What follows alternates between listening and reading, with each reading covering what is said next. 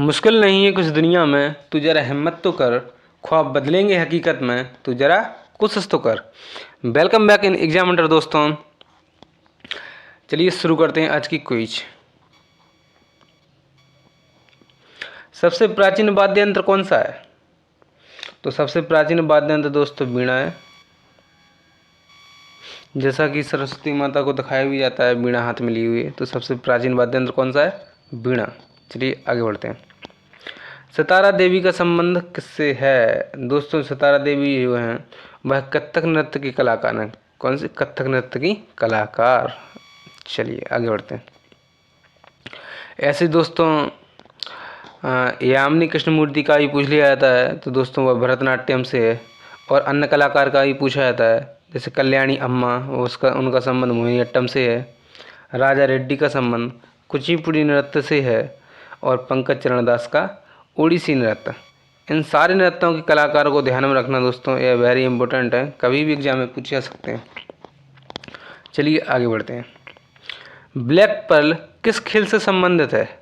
दोस्तों जो black Perl शब्द है वह फुटबॉल खेल से संबंधित है। ऐसे ही और भी शब्दावली हम देख लेते हैं, जैसे टाई ब्रेकर है दोस्तों, यह भी फुटबॉल खेल से संबंधित है। और डबल ईगल है वह गोल्फ से संबंधित है दोस्तों। बैक हैंड है वह बैडमिंटन से संबंधित है। और ग्रैंड स्लैम टेनिस से संबंधित है। इन सारी शब्दावलियों को ध्यान में रखना, एग्जाम रिलेटेड बहुत ही इम्पोर्टेंट है। चलिए आगे बढ़ते हैं। वाटर पोलो में एक पक्ष में खिलाड़ियों की संख्या कितनी होती है? दोस्तों वाटर पोलो खेल में एक पक्ष में 7 होती है, एक टीम में जो है 7 खिलाड़ी होते हैं। और भी खेल और खिलाड़ियों को देखते हैं, जैसे बास्केटबॉल में कितने होते हैं?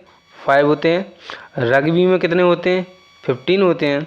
कबड्डी में कितने होते हैं? 7 होते हैं। और हैंडबॉल में भी 7 होते हैं। इनको भी नोट कर लेना और ध्यान रखना। चलिए आगे बढ़ते हैं। भारत में चालू मूल्यों पर न्यूनतम प्रति व्यक्ति आय वाला राज्य है। दोस्तों जो न्यूनतम प्रति व्यक्ति आय वाला राज्य है वह बिहार है, सबसे कम आय वाला राज्य।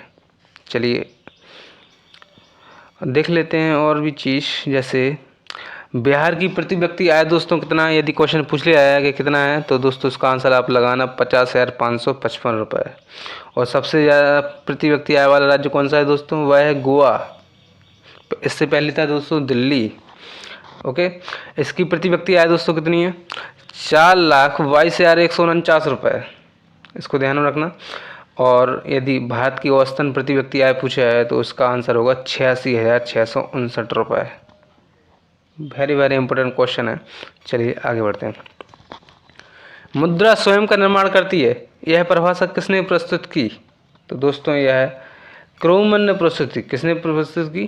क्रोमन ने। चलिए आगे बढ़ते हैं। रेगुलेटिंग एक्ट कब पारित किया गया? दोस्तों रेगुलेटिंग एक्ट 1773 ईस्वी में पारित किया गया था। दोस्तों यह किसकी सिफारिश पर पारित किया गया था? लॉर्ड नॉर्थ की समिति के द्वारा। किसकी? लॉर्ड नॉर्थ की समिति के द्वारा। किस कार्य के लिए? दोस्तों यह ईस्ट इंडिया कंपनी के कार्यों की निगरानी के लिए। ओके, चलिए आगे बढ़ते हैं। संविधान के किन अनुच्छेदों में नागरिकता संबंधी प्रावधान है? तो दोस्तों नागरिकता संबंधी प्रावधान तो अनुच्छेद 5 से लेके 12 के बीच में है। संविधान से बहुत ही अच्छा क्वेश्चन है दोस्तों। चलिए आगे बढ़ते हैं। जीन शब्द का सर्वप्रथम प्रयोग किसने किया? जीन शब्द का सर्वप्रथम प्रयोग दोस्तों जोहानसन ने किया था। दोस्तों कब किया था? सन 1909 में। और दोस्तों यदि आपसे पूछा है कि जीन क्या होता है, तो दोस्तों जीन आनुवंशिकता की इकाई है। क्या? आनुवंशिकता की इकाई। इसका क्या मतलब होता है? इसका मतलब होता है कि माता पिता से बच्चों में जो गुण पहुँचते हैं वह जीन के माध्यम से ही पहुँचते हैं। और दोस्तों ये साइंटिस्ट कहाँ के थे? ये डेनिश साइंटिस्ट थे। कौन थे? Danish scientist. चलिए आगे बढ़ते हैं। जंतु विज्ञान के जनक कौन है? जंतु विज्ञान के जनक दोस्तों अरस्तु है। आगे बढ़ते हैं। अम्ल वह पदार्थ है जो, दोस्तों साइंस का क्वेश्चन है, केमिस्ट्री क्वेश्चन है, यह बहुत इंपॉर्टेंट क्वेश्चन है, इसको समझना बहुत जरूरी है। दोस्तों अम्ल वह पदार्थ होता है जो प्रोटॉन को देता है, यानी प्रोटॉन डोनर होता है। तो इसका करेक्ट आंसर हो जाएगा प्रोटॉन डोनर यानी सी। चलिए आगे बढ़ते हैं। सामान्य शुष्क सेल में विद्युत अपघट्य होता है। जैसे नॉर्मली ड्राई सेल्स होते हैं उनमें एज अ इलेक्ट्रोलाइट क्या प्रयोग किया जाता है, उसी को पूछा गया है। तो दोस्तों इसमें अमोनियम क्लोराइड का प्रयोग किया जाता है। किसका प्रयोग किया जाता है? Ammonium chloride. चलिए आगे बढ़ते हैं। विशिष्ट प्रतिरोध का एसआई मात्रक है।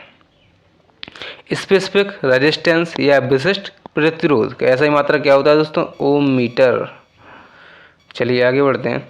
माथेरान में सर्वाधिक वर्षा होने का कारण है। दोस्तों माथेरान में विश्व में सबसे अधिक वर्षा होती है, तो इसका क्या कारण है? इसका कारण है दोस्तों पहाड़ियों को कीपाकार आकृति में होना। दोस्तों उसकी जो पहाड़ियां हैं वो कीपाकार आकृति में है, कीप की तरह है। आगे बढ़ते हैं दोस्तों। चूँकि माथेरान में सर्वाधिक वर्षा होती है पूरे विश्व में, तो औसतन वर्षा भी कभी की पूछ ली जाती है, तो उसका करेक्ट आंसर होगा 11,871 mm, मतलब 11,871 मिलीमीटर। और दोस्तों माथेरान किस स्टेट में है? यह मेघालय स्टेट में है। किसमें? मेघालय में। फर्स्ट रैंक तो है ही पूरे विश्व में। चलिए आगे बढ़ते हैं। हुंड्रू जलप्रपात निर्मित है। दोस्तों हुंड्रू जलप्रपात जो निर्मित है वह स्वर्ण रेखा नदी पर है। किस स्टेट में? झारखंड में। किस जगह पर? रांची। दोस्तों इसको ध्यान रखना है, झारखंड स्टेट में है, रांची जगह पे। इसकी ऊंचाई जो है दोस्तों 322 फीट है। कितनी है? 322 फीट। और पूरे भारत में यदि ऊंचाई की बात की जाए, रैंक की बात की जाए, तो वो कितनी हुई है? 34वीं रैंक है। ध्यान रखना किस नदी पर स्थित है? स्वर्ण रेखा नदी पर हुंड्रू जलप्रपात। चलिए आगे बढ़ते हैं। गीता रहस्य नामक ग्रंथ किसके द्वारा लिखा गया? गीता रहस्य नामक ग्रंथ दोस्तों बाल गंगाधर तिलक के द्वारा। किसके द्वारा? बाल गंगाधर तिलक के द्वारा, जब वो बर्मा की जेल में थे सन 1910 में, नवंबर 1910 में जब वो बर्मा की जेल में थे, उन्होंने उसी समय गीता रहस्य नामक ग्रंथ लिखा। और दोस्तों वीडियो को अगर अच्छी लगी हो तो वीडियो को लाइक करते रहिए, और दोस्तों चैनल पर नए हो तो सब्सक्राइब कीजिए और ज़्यादा से ज़्यादा शेयर कीजिए, तो इससे मेरी बहुत हेल्प होगी। चलिए अगला क्वेश्चन देखते हैं। अखिल भारतीय किसान सभा सर्वप्रथम कहाँ आयोजित की गई? अखिल भारतीय किसान सभा दोस्तों लखनऊ में आयोजित की गई थी सबसे पहले। कब की गई थी दोस्तों? यह दोस्तों 11 अप्रैल 1936 में किया गया था। कब? 11 अप्रैल 1936 में। और सबसे पहले जो इसके सदस्य निर्वाचित हुए थे वह कौन थे? सहजानंद सरस्वती। ध्यान रखना कई बार क्वेश्चन पूछा गया है। चलिए आगे बढ़ते हैं। किस कंप्यूटर भाषा का प्रयोग वाणिज्यिक कार्यों में किया जाता है? वाणिज्यिक कार्यों में प्रयोग किस भाषा का प्रयोग किया जाता है दोस्तों? तो यह है वह कोबोल। क्या है? कोबोल। क्या है इसका फुल फॉर्म? इसका फुल फॉर्म है दोस्तों कॉमन बिजनेस ओरिएंटेड लैंग्वेज। क्या है? Common business oriented language. चलिए आगे बढ़ते हैं। डॉट मैट्रिक्स किस उपकरण की किस्म है?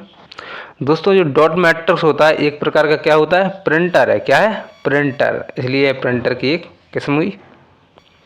आगे बढ़ते हैं। धनायन तब बनता है जब, साइंस का क्वेश्चन है दोस्तों, धनायन कोई भी परमाणु कब बनता है? दोस्तों धनायन निश्चित सी बात है जब इलेक्ट्रॉन खोएगा तभी धनायन बनेगा। तो इसका करेक्ट आंसर हो जाएगा परमाणु कोई इलेक्ट्रॉन खोता है। ठीक है, परमाणु जब इलेक्ट्रॉन खोता है तभी वह धनायन बनता है।